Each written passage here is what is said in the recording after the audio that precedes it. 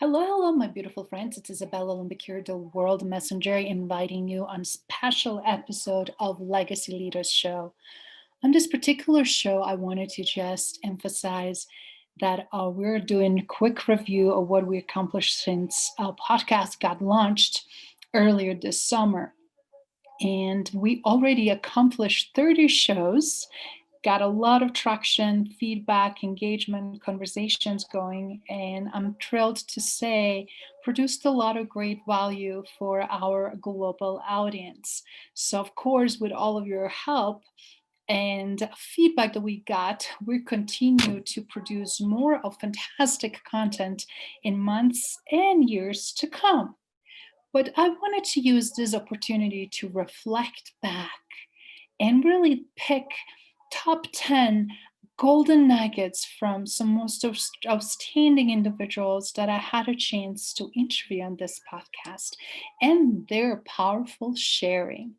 So this particular episode, it's a little bit shorter.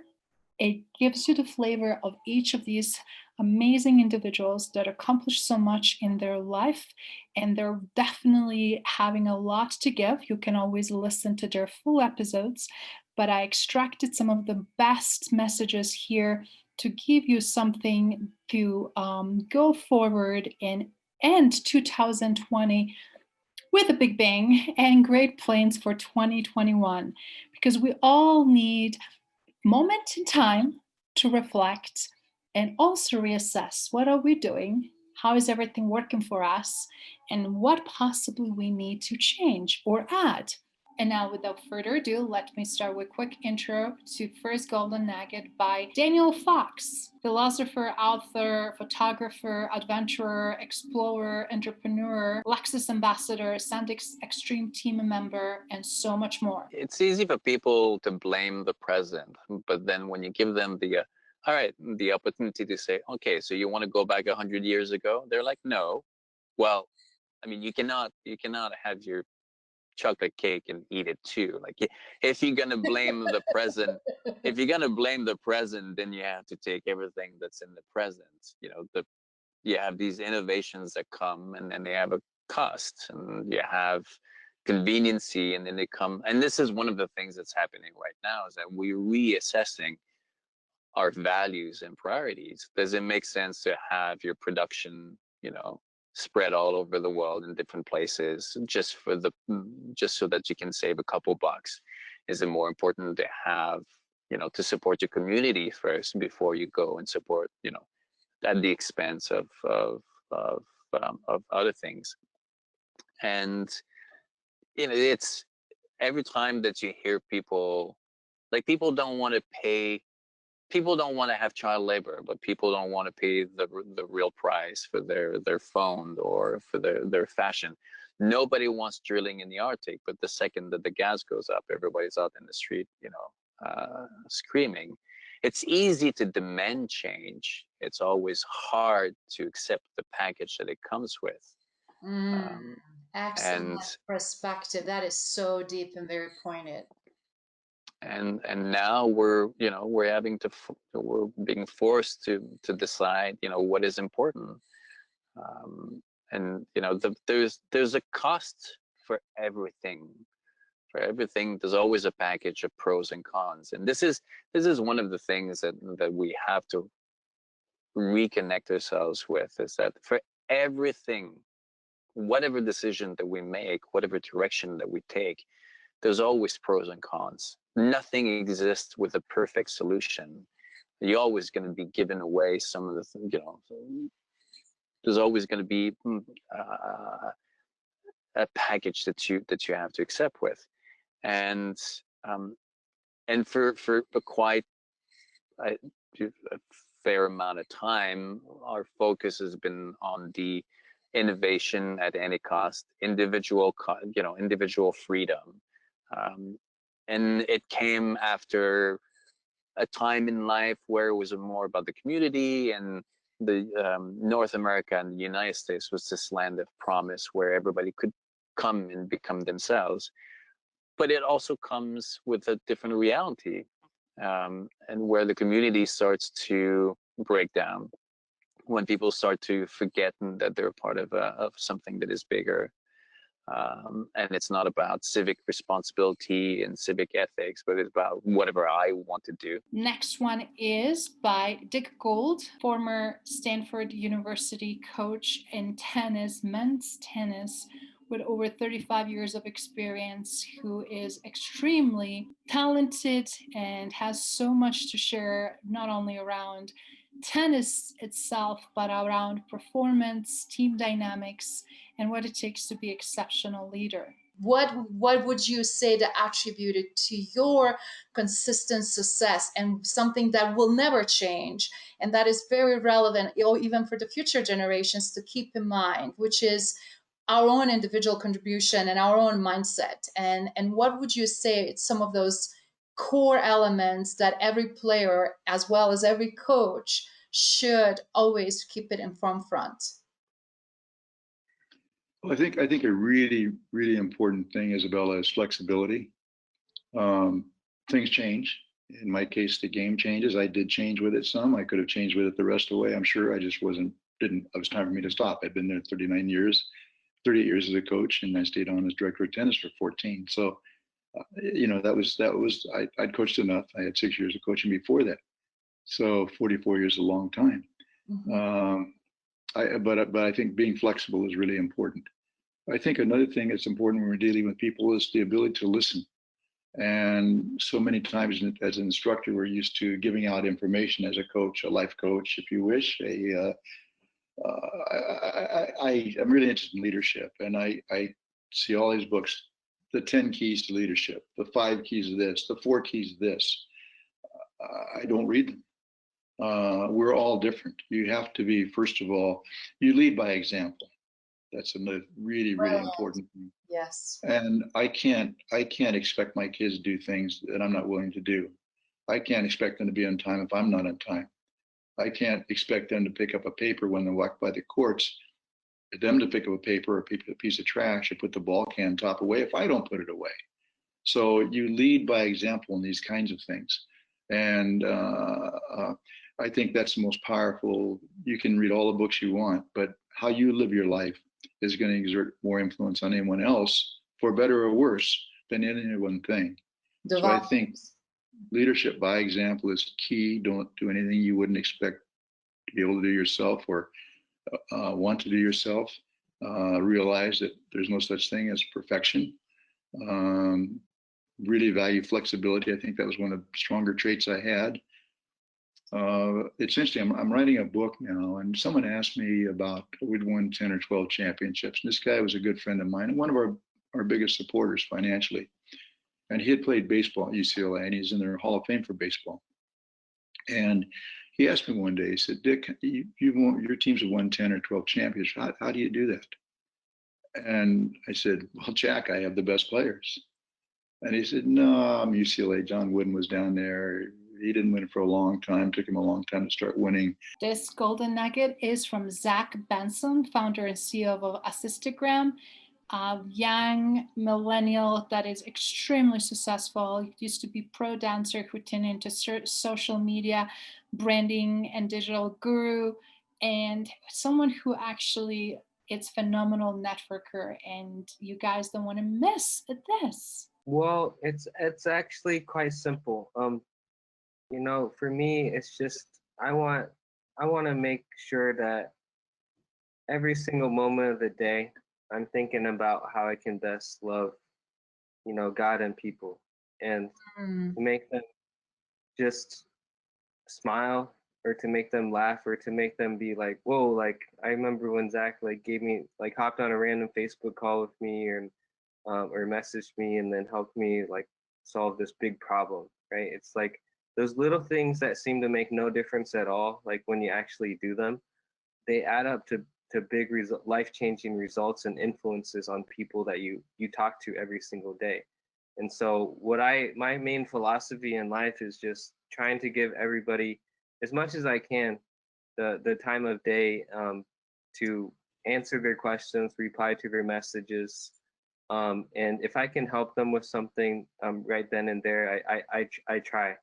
And so I think that's just the thing, is that there's a lot of wonderful people in this world, and you never know who you're going to talk to, or never know how that one little message that you send could really change and impact their life. And so I'm really just focused on those little things, those random acts of kindness, those things that you can just do because you can.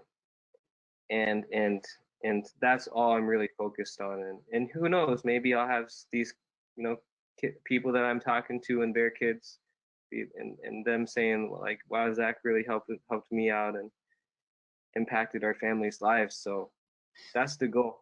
The next golden nugget comes from Dr. Stephen Osterhout. He is a CEO of Vitality Healthcare, and he is bridging the gap of traditional medicine through research science and natural healing strategies here, guys, that he collected all around the world. Truly, one of the things that brings me the most joy is I have families that have been coming to me for 15 years, and I've taken care of the kids. And those kids right now, I have kids in my office that are now in school, and they're getting their pre-med degree because they want to do what I'm doing. They want to do what Dr. O did. They are so dedicated to their health, and their family has gotten such great results that they want to go ahead and share that. And in fact, I'm already talking to having associates, because these kids now are going to be graduating and they're going to go in to get their doctorate.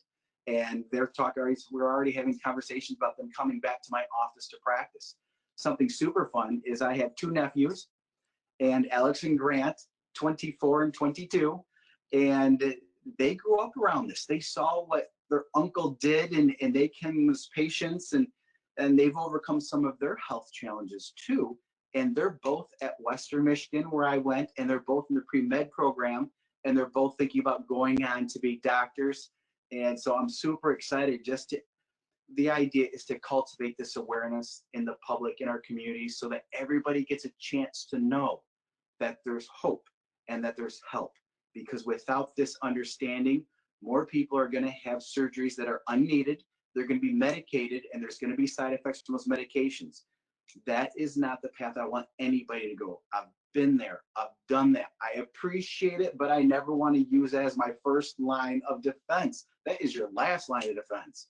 So that's why I've created really one of the largest integrative medical natural healing centers in the Midwest, because we want to offer this opportunity to everyone. This golden nugget is coming from Dennis Pitico, CEO of 360 Nation. Just, 2 words or 3 words. That's forward. He was an honorable man. That's it. Just honorable. Because that's the way I've walked my talk. I've said this early in our discussion today, but I've always been grounded by the notion of doing the right thing. And, I've had this discussion about doing the right thing around the world. I've had it with friends, I've had it with family. And some people actually say, well, how do you know what that is? I said, look, unless you're 6 years old, you know what the right thing is. Because you gotta, when you get to the age of reasoning, right and wrong is obvious. It's not a question of what's wrong, it's a question of what choice you make. Absolutely. And those choices come full circle. And I've learned, and I say this honestly, not from a spiritual perspective, but I really do think there's something of good karma. And we see it time and again, my wife and I, whenever we're constantly doing the right thing, it comes back full circle for good, for either what we're doing or for something we're touching. I'll just give you a good live example. You go to Walmart, this goes back a few years back, and the lady said, she gave us too much change for a purchase. I stopped her, went back to the store and said, here. And she said, do you know that you just saved my job? Now, it wasn't a lot of money to me, but it was more the principle of what we did. And that just resonated with us. And we tell that story because we've had so many experiences like that where you can make a choice and get away with it, but you don't do it. And you say, well, why not? Well, because it comes full circle. And I think, doing the wrong thing probably comes full circle too. I just haven't experienced that. So that's the legacy. It goes back to just being honorable and having something that we all used to call integrity. And this golden nugget is coming from Robert LaSardo, an actor that has over 100 credits to his name in film. And series productions. And you guys don't want to miss his wisdom that he shares. And they cannot even enjoy the station in which they stand because of the anxiety that suggests that you have to continue to measure up to something. And then you lose sense of your soul, spirit, your heart, because then it becomes a banking scenario rather than doing something for the sake of the art form and entertaining people.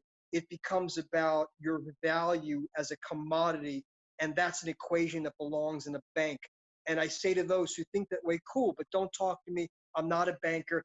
Take the banking, dialogue down the road and speak to someone who wants to invest in something. That's not my line. I'm not a human calculator. So, but my point is that so none of it's attainable. To quote Satguru, or to quote the master, my profound spiritual master, Da Frijan Adida, who said nothing is attainable. Nothing is attainable to my mind, meaning that nothing is attainable. All is to be experienced and to be witnessed, but none of it is to be attainable. Not even this, because if it was to be attainable, it wouldn't transition. The it wouldn't move into another experience that the idea of you cannot control. You cannot prevent your next heartbeat. You can try, but it will beat by itself. Nor can you prevent the next experience that those individuals call death. So the transition is inevitable. So what is attainable? A memory, a plaque, a statue. Last time I heard, they're knocking statues down. They knocked some statues down from World War II. They're knocking statues down now. Maybe a great flood will come and the bricks, the ground will be lifted, and all the stars that sit nestled in the ground on an avenue will disappear too. My point is that none of it, even on a molecular structural atomic level, is going to last. It's all going to break apart ultimately. When you see the big picture, you're relieved, man. You're relieved because then you don't have to try to become God. You realize God is in all things, always. And you can express that joy by so liberating, freeing, isn't it? Yeah, man. So you don't have to solidify, encapsulate into something that will be adored and remembered. You can be blissfully forgotten and enjoy the freedom that suggests by not having to measure up to anything, because you're now infinite, man. You recognize the infinite beyond measurement, so you don't even have to measure up.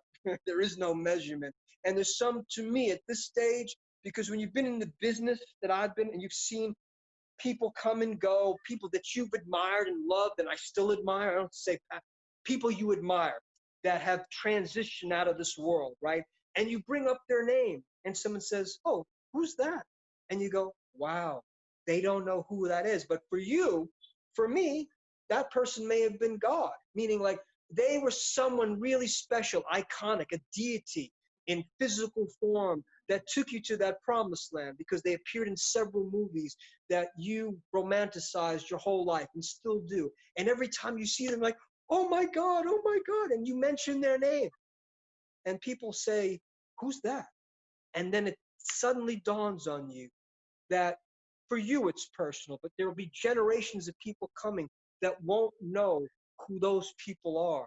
And that puts it in perspective. It doesn't make you love that person any less. You still, for you, that person, that performer, has a special place in your heart, and they always will. But you understand that it's a temporary station. It's not permanent. People really think it's permanent. Like permanent destination. Yep. Will never be forgotten. Maybe there's a couple of names that will resonate throughout time until time no longer has a place in infinity. So there may be a couple of names that still stand and will always stand the test of time because of what they point to spiritually. There is that. But I'm talking about ego. I'm talking about a statue. I'm talking about a personality, a plaque, an identity that's a traditional way of measuring somebody's success. And what you're talking about is more on human. We're talking about Hollywood. We're yes. talking about Hollywood. Yes, and what you are sharing is the beauty is that you can play in the Hollywood, be part of the Hollywood, but without losing yourself, and in the same time showing the human aspects of it. And I love when you were mentioning the names earlier about people that you respect and love because they treated you good. So imagine how many people you already have that are your champions and they love you, respect you because you treated them so well. And this golden nugget is coming from our own Patrick Montelongo, who is young millennial educator, single parent, entrepreneur, creative media director, and phenomenal designer. I mean, I follow a lot of people, and one of the people that I follow is Gary Vee, and one of the things that he says is like, on the day that I pass away, I want, yeah, he's like, I want that to be like a national holiday, and I want like I want to be remembered. So like essentially at the time, if the time comes, and I just would like to be remembered as one of the people that were always there for someone, always there for a friend. And sometimes I see some friends that they're in a dark place and they get lonely, they get sad, they get emotional, and I try to reach out as best as I can and say, hey, well, I'm always here. Like, you can talk to me, I'll listen. And I try my best to be involved in everything. Like if it's something going on in the community, I try to find out first thing. I mean, people always ask me, hey, what's going on this weekend? And before Corona, I knew everything, but now since everything has happened, it's like I kind of don't feel as involved as I used to, which is nice and bad. But I think now moving forward, definitely say, hey, a year from now, I've adapted so much where I could even maybe start teaching not just my middle schoolers, but I mean, I could teach a dad's group, and I'm a part of a couple of other dads groups where, hey, they're first time dads too, like they need help. How do you get through the day? How do you, like, what gets you through those hard times? And I feel like even just sharing an experience, like there's times when I come home and I'm like, oh, I'm so tired, and I'll sit down on the couch, maybe turn on the TV, and I'll fall asleep, and I'm like, wake up, and I'm like, oh, what did I forget to do? Or I'm like it's so crazy. And I think that even just finding something that you do, or your why, that's all you have to do. Is, especially if you get this book, definitely this book will help you get you to find out what your path is going to be on in life. And I think that once you find that and you start doing it, it's not going to feel like a job. You're not going to wake up every day and like, oh, I have to go and teach. You're going to be like, wake up, oh, wow, I get to teach today. I get to show someone something new. And I know that whenever I did instruct for the week or two that I was there, I started teaching them how to use iMovie, and some of the kids, they had light bulbs come on in their in like I could just see it. They were all excited. They were like, oh, I've never seen this before. And then I had one little kid that didn't want to pay attention, and then I'd have to redirect and go back and say, hey, some kids are trying to learn, let me just teach. And then everything would get back to kind of normal. And I felt like at the end of the day that, hey, today was a good day. I got to teach something to someone that they probably wouldn't have got to learn if it wasn't for me.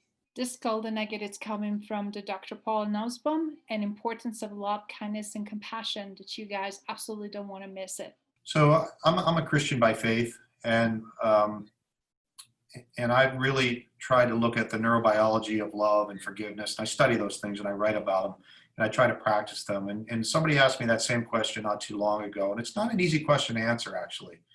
It takes some time. And I think the bottom line for me at this point in my career, where I believe I'm metaphorically coming around the track for my final turn, Izabela, is to bring people hope.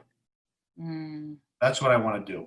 I want to at least try to bring people hope. And if I can do that, that's what I want to be remembered for.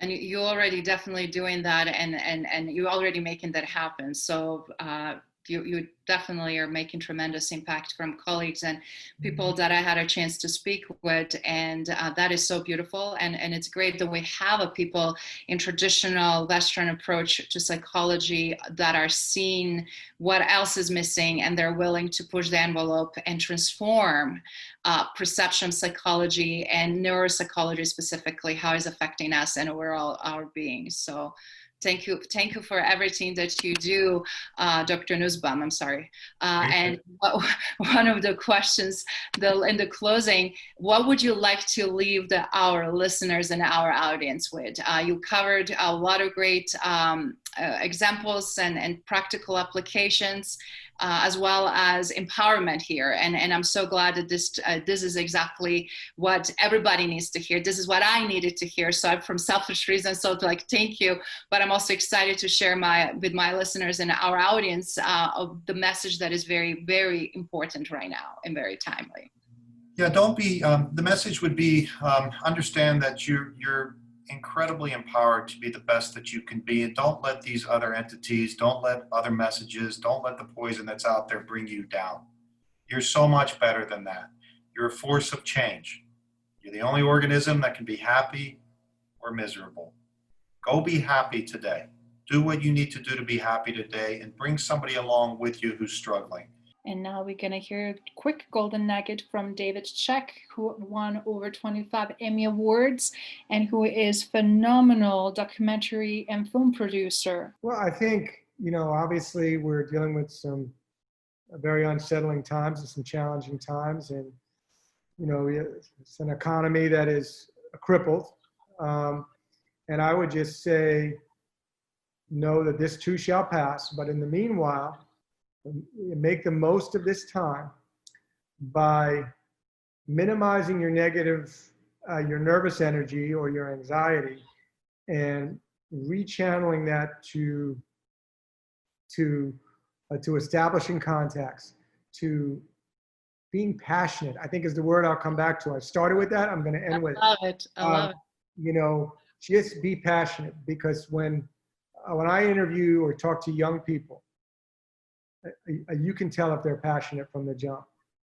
You know what? And if they're not, then I'll be candid. I turn off. And if you're not willing to, there was a baseball player by the name of Pete Rose. I'm not sure if the name is familiar to you.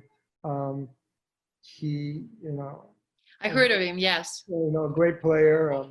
And his manager once said of him, to play baseball, he would walk through hell in a gasoline suit, which is a very powerful metaphor, but it was very much emblematic of how he played. And that's the advice I would give to young people. You got to be willing to do that. It is not going to be easy. I think it was Tom Hanks in League of Their Own said, baseball is hard. If it was easy, everybody would do it. And I think you need to be able to push through and, direct your energies in ways to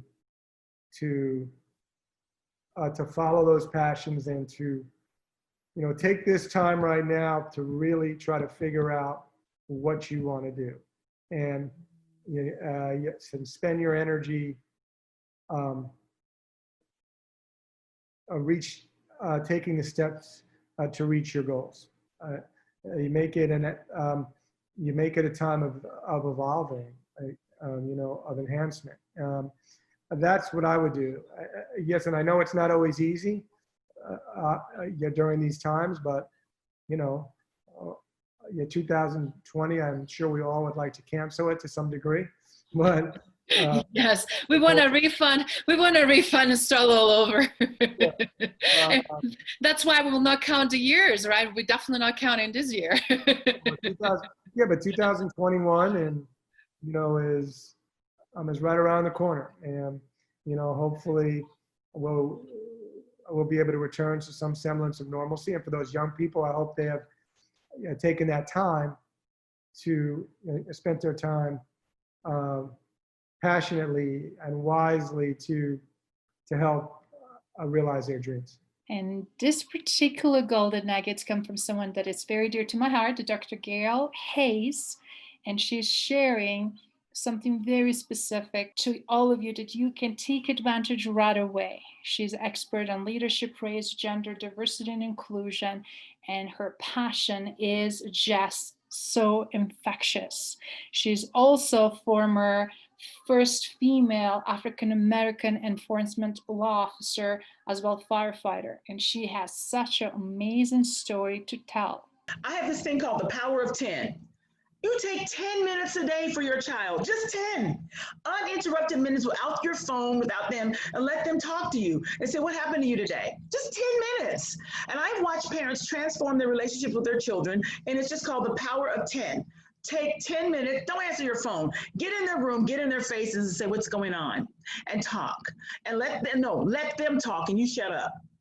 You will find out some amazing things, and you tell them, if you watch the clock, and we go past 10 minutes and you let me know when 10 minutes is up, you get a bonus 10 minutes. You get up 30 minutes, let's go and talk and just shut up. Don't interrupt them. Don't judge them. Let them pour out. I promise you, your relationship with your children will change. I've watched it.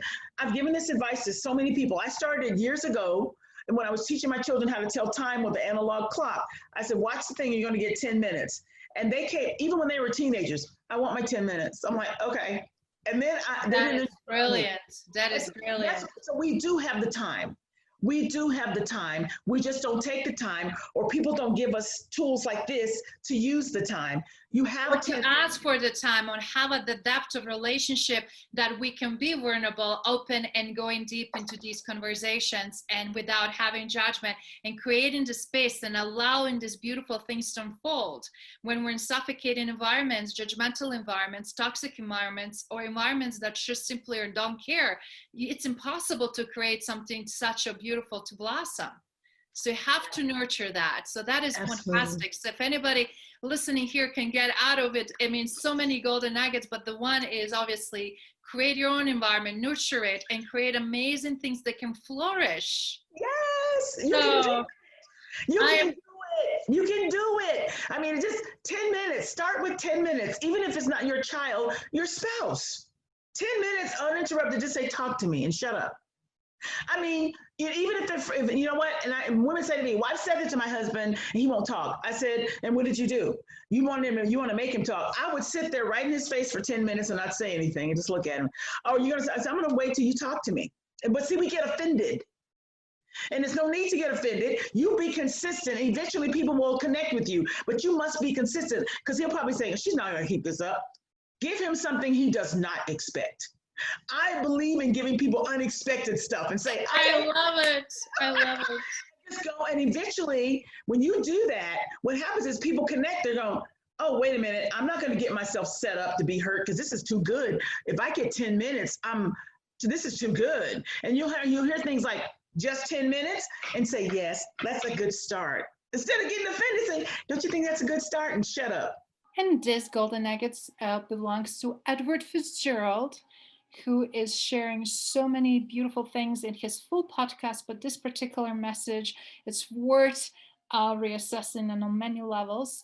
He is executive producer of movie of the story of the Brian Tracy, and most recently Dreamers, specifically after he had major obstacle in his life, which was overcoming his brain injury. The idea was that if we don't give people permission to dream, because you're in that survival mode, that survival mindset, the last thing you're going to be doing is thinking about the more artistic, the more creative aspects of your life.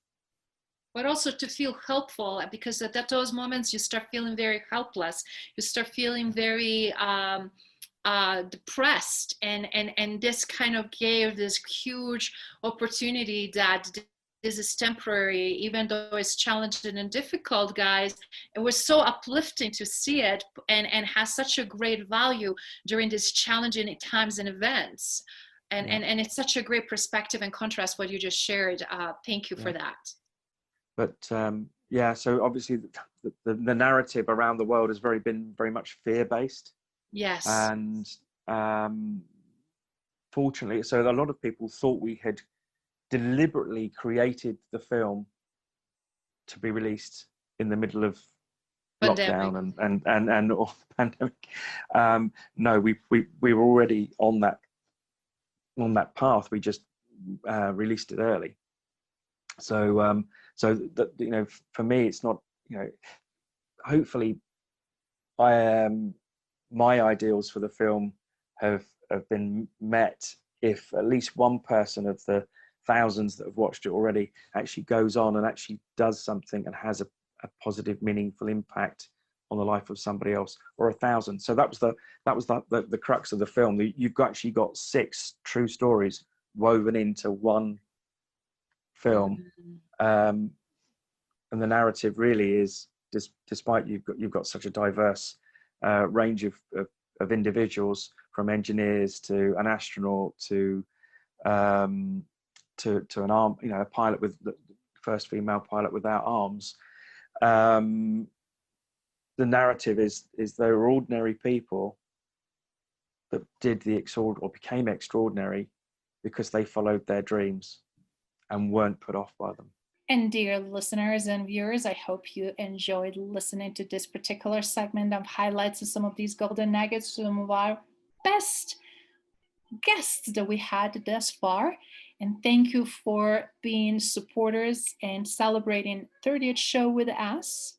We're looking forward to see your comments on topics that you'd like to hear more about, as well as types of guests you'd like to see on the show.